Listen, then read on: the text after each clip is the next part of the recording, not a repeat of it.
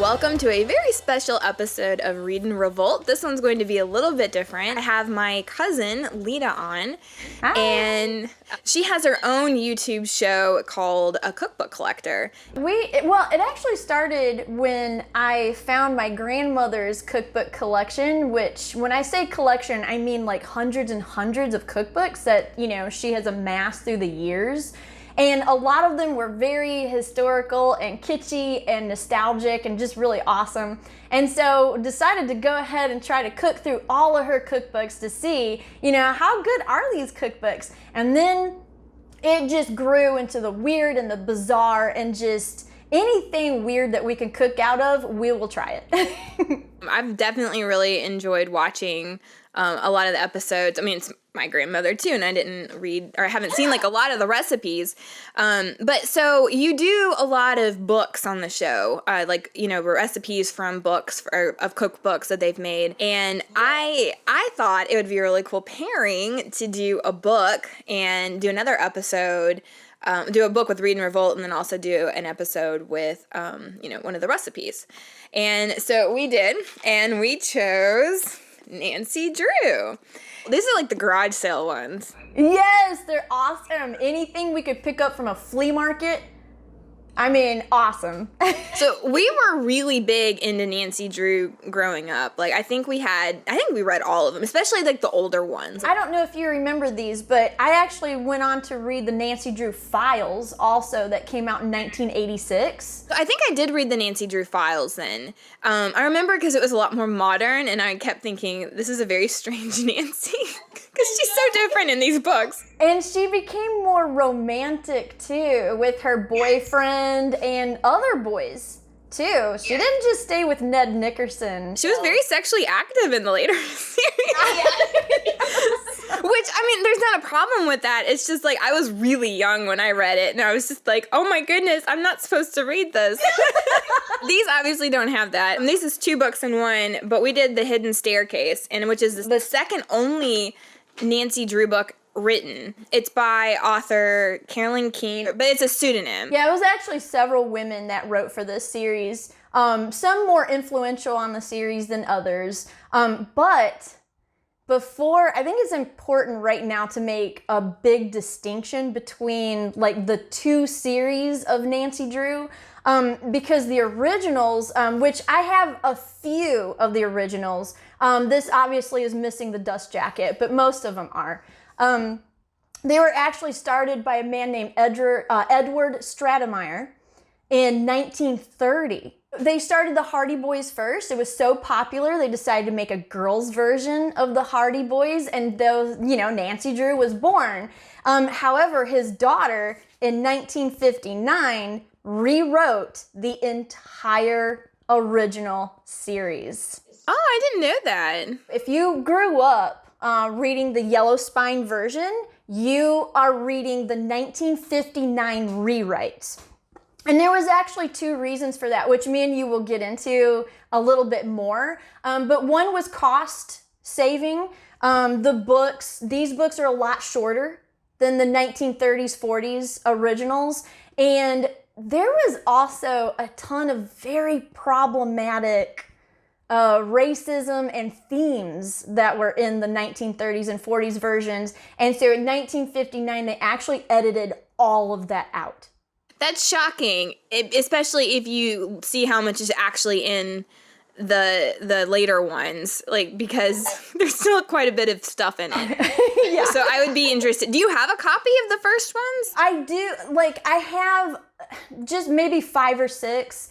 I got lucky. As a teenager, I started collecting or trying to collect the, originals, because I didn't know anything, that difference was in these. Yeah, I didn't know why they had been rewritten. I just wanted to find them and see, for myself, what was the difference.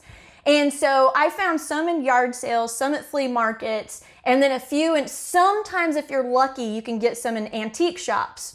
I picked them up for maybe $2, $3 a piece at that time. And now this would have been in the 90s. The prices are much inflated now because they're so much more rare.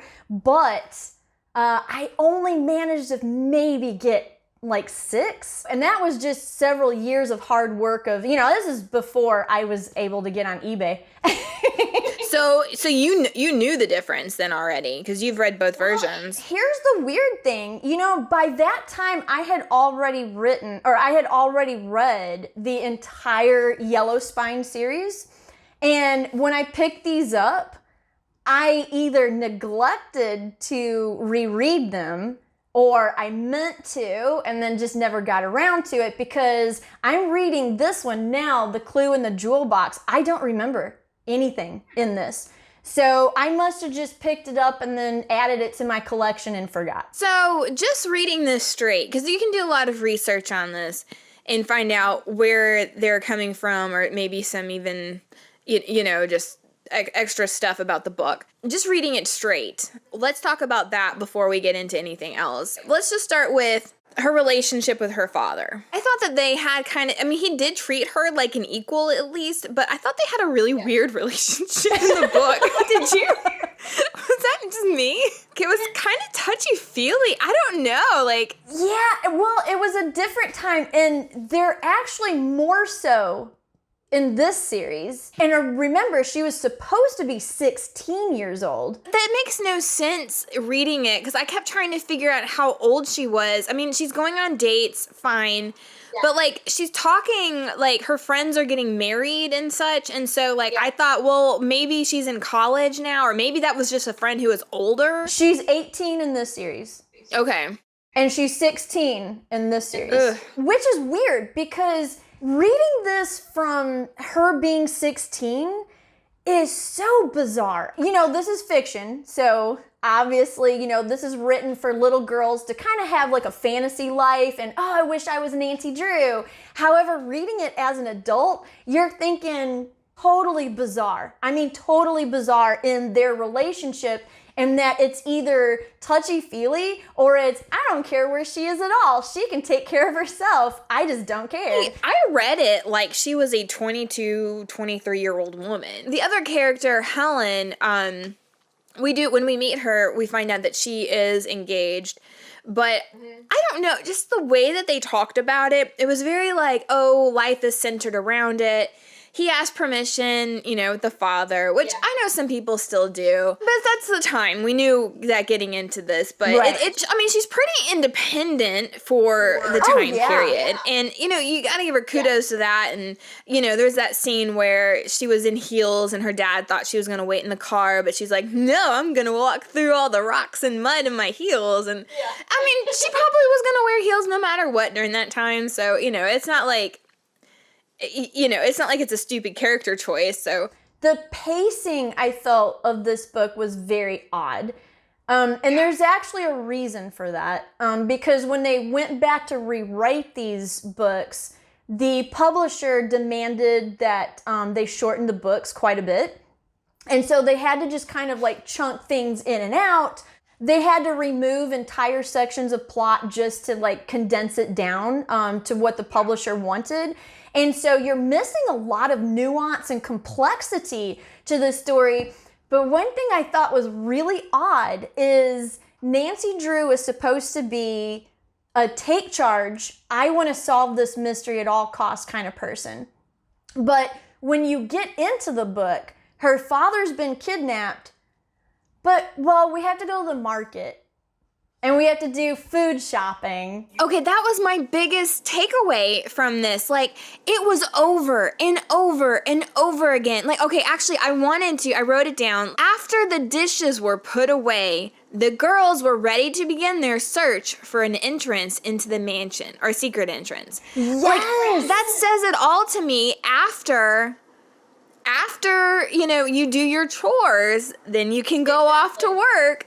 But it was over and over again. Do the dishes, make the meal, clean the house. It was it's just an hour, to have to cook or have to clean and vacuum and clean all this stuff up and everything like that. But hey, we can take an hour away from finding out where my father is, and hopefully he's not dead yet, but we have to vacuum the downstairs. I understand that these things have to happen, and, you know, nobody escapes, like, mundane daily duties, okay? Like, it's just a thing. And I'm sure these people would not be escaping it either, but why write about it?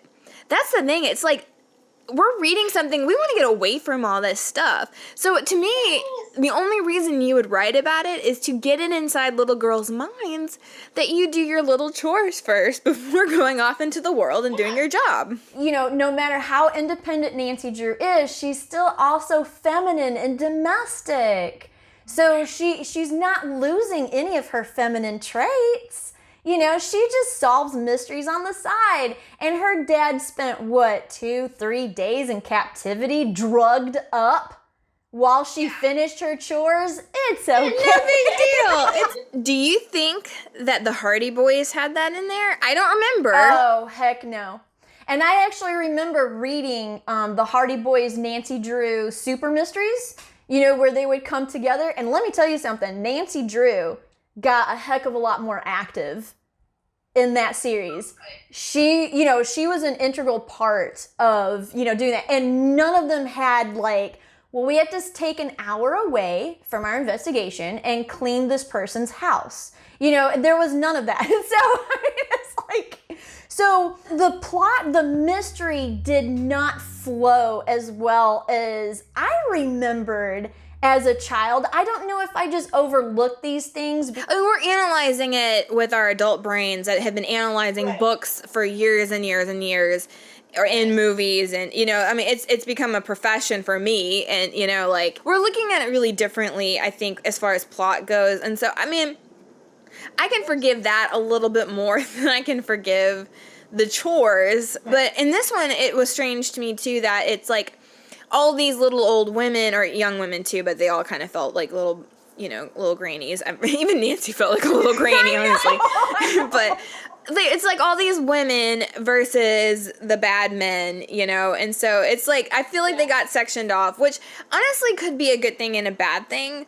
I mean, it could be like the strength of the women, you know, joining together and fighting off somebody who's clearly trying to gaslight the grandmother. And you know, that's something I did enjoy that I really wanted to make sure and touch on is the women, you know, Nancy Drew, Helen Corning, her friend, you know, her aunt, you know, the grandmother, the mother, they actually came together as a group and actually worked together to solve this mystery. So you didn't have the mean girl syndrome. Yeah, that's true. Where you didn't have bickering and infighting and I'm jealous of her and so I'm gonna try, you know, it was women that actually supported one another and wanted to do good for one another. And Nancy's not wanting this elderly woman to be taken advantage of by, you know, these unscrupulous men.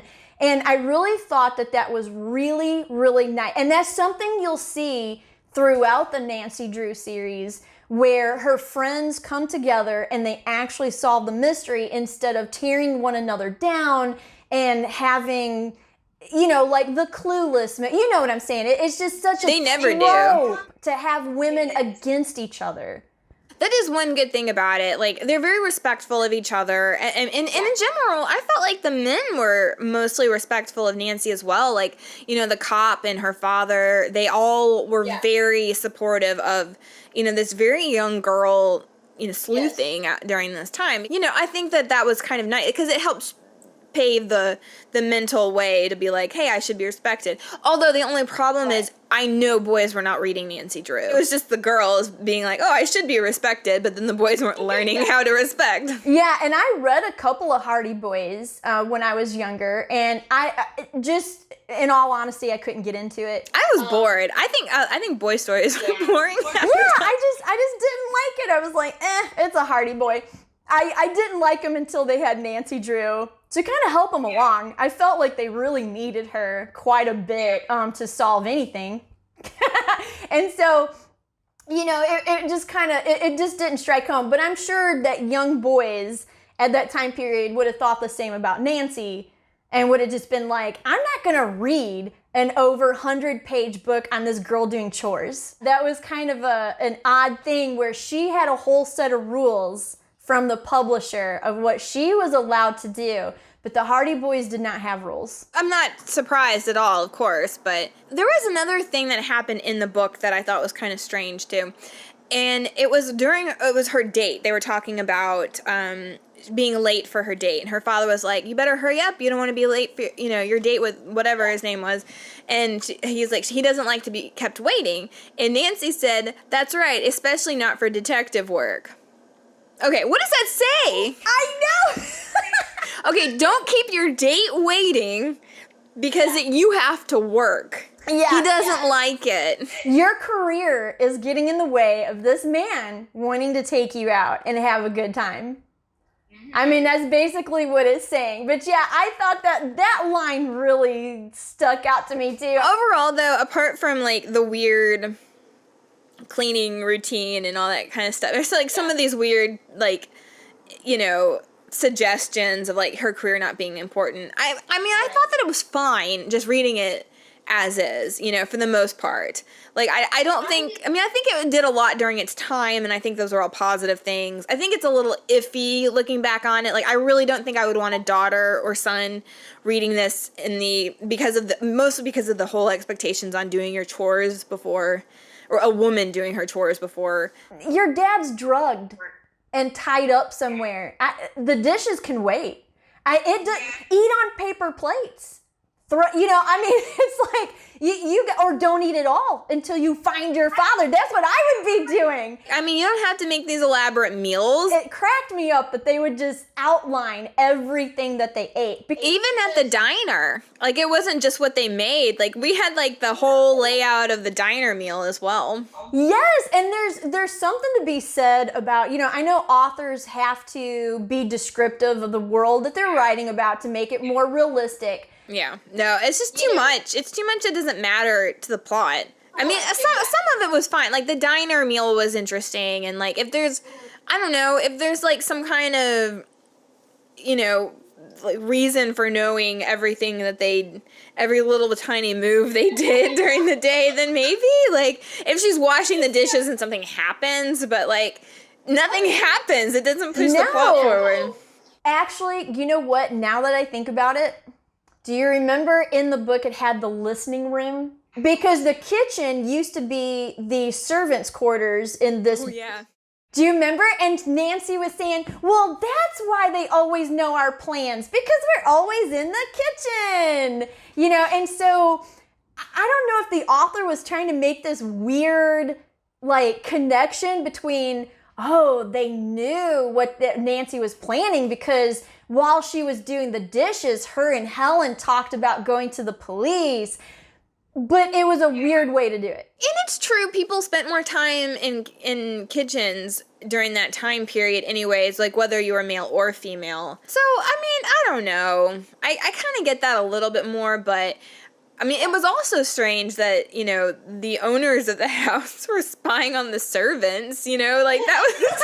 I know. To make sure they weren't revolutionary spies. Yeah, I thought that was kind of odd too. And one of the ghostwriters, I remember they mentioned she had actually been, I think she'd been a teacher at one point. Yeah, she tried to fit in as many little historical and science facts as she could in the books to teach the kids something. And so I wondered if the little Revolutionary War subplot was her way of sneaking in some American history. I liked the house, and I liked the, going into each room and everything. I thought that was really interesting. I was just going to say one thing that really got me is, Nancy, I'm hungry. Nancy, I'm tired. Let's just stop investigating for the entire day because I need to go shopping. And so Nancy be like, well, I kind of don't want to, but I guess my friends are tired. And so would just kind of completely call off the whole investigation for her father.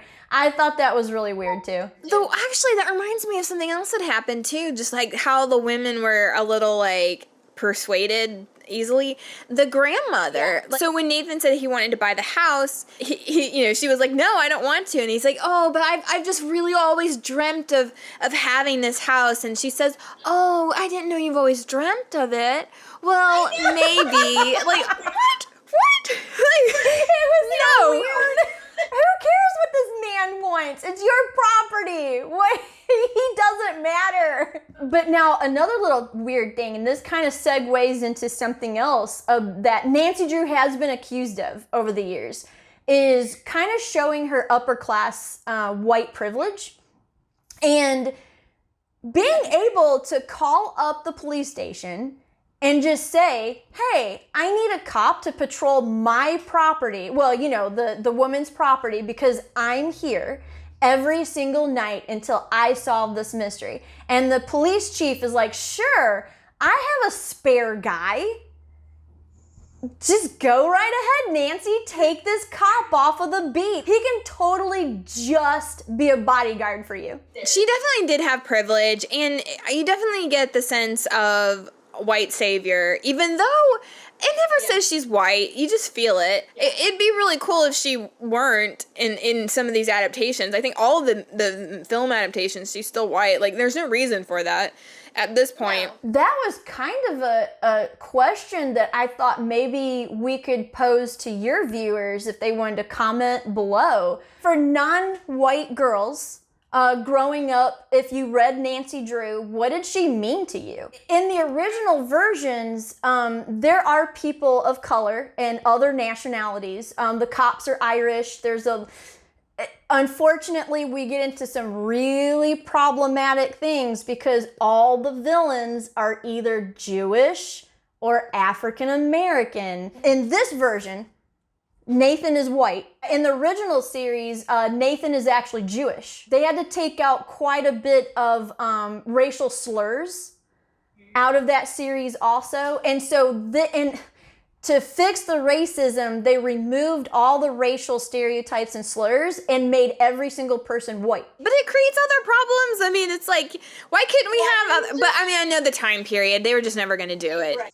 It was probably too hard to rewrite that much of a storyline for each one. And so I'm guessing that was probably just the easiest thing they could do. Just make everyone white, and that way the villains are white, and then it won't look racist. It's not like anybody's ever talking about race in them. And so if you're a child and you're just reading it straight, like nobody is, they don't ever say somebody's white. You just kind of pick up on it. I mean, we're white, so we're children, and we just associated, the characters probably being white because that's what, you do as a child. You just think it's like you. I don't know, unless it was just such a huge gap because of the privilege. The privilege is where I feel like that would come into more play. I mean, I wonder how many people did just kind of read it and associate just what, whoever they were with it, That's what I'm wondering. Maybe the privilege was just so inconceivable you couldn't, kind of get past that as a storyline. Reading this one and reading The Yellow Spine, to me, this one has left Nancy Drew so homogenized and sterile. It was boring. I mean, it didn't hold. I don't think it held up as well as I remember it as a child. It was so non-complex. Vocabulary was dumbed down. It was. But the one thing that I really did enjoy, and I'm really glad they kept this intact, and I think this is what Nancy Drew is known for, is her critical thinking skills. When they said, oh, the house is haunted, of course it was a haunted ghost monkey face floating in the window.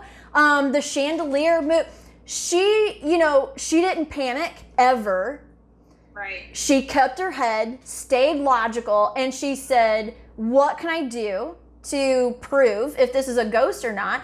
I'll just go up to the second floor and I'll jump on the ceiling and see if I can't sway the chandelier back and forth. And I really enjoyed the fact that she refused to accept just whatever shallow story was told to her. She delved into it. She used her critical thinking skills to find out what was really going on. And that, I think, is the most important thing that a girl can pick up from this series. Knowing kind of like some of the things that were edited out, let's just pretend. Because they edited it out, so it's not there anymore. So looking at it as is, does it hold up over time? I'm kind of 50-50 on it. I think that it did a really good thing during its time, and I think that you can adapt it to do something great again today. I think so too. There's been a really cute movie that was done in 2019, and ironically, it was an adaptation of The Hidden Staircase. And it was totally cute. It was wonderful. It really kept in with the spirit of Nancy Drew. Was that the one where she started on the skateboard? Yes. I started watching that while we were cooking for the other one, and I'm not finished with it, but I thought it was really good too. Like she wasn't just a one-dimensional character. But yeah, no, I'd say 50-50 on it. It wasn't as bad as I thought it would be, but some of the things we found were a little shocking. I don't know if a child of today, I don't know why, it just seems like children are a little bit more sophisticated than we were back in the 80s. I don't know if children today, 10 to 12 might be a little too old for this series. I think so. Even my 9-year-old, I think he would have been bored with it. But also, I think that he would have noticed a lot of the weird stuff about it, because he's like, he's 9, but he sees things, he sees straight through it, and I think he'd be like, what's up with Nancy and all her chores? Yeah, to me at 10 years old, this was exciting stuff. It's a girl doing adventures. But now, would a 10-year-old be so impressed with it? I doubt it. More, I think that they could write some for today's generation. I would love it, and I would actually pick it up and read it. I would too, because I love Nancy Drew, or at least I did love it. But I can't reread any of it again. I'm too bored with it. Give it a shot if you want to. Otherwise, I don't know. I kind of think there are more, productive things that girls can read now. Nancy Drew did her thing when she did it, influenced us and a lot of other prominent women. But she was actually Ruth Bader Ginsburg's personal hero. Yeah. So she did her thing, and maybe it's time for a new hero, because we can't really revisit this unless somebody wants to rewrite Nancy. Seriously, if the publisher ever listens to this, there's a whole new generation of girls out there that need a new incarnation of Nancy, and I think it would be an awesome thing. Hopefully you guys enjoyed listening to us talk about Nancy Drew and the Hidden Staircase, and definitely check out Lida's link to A Cookbook Collector, our show on there. I am a much better reader than I am a cook. That's all I'll say here. The link will be below.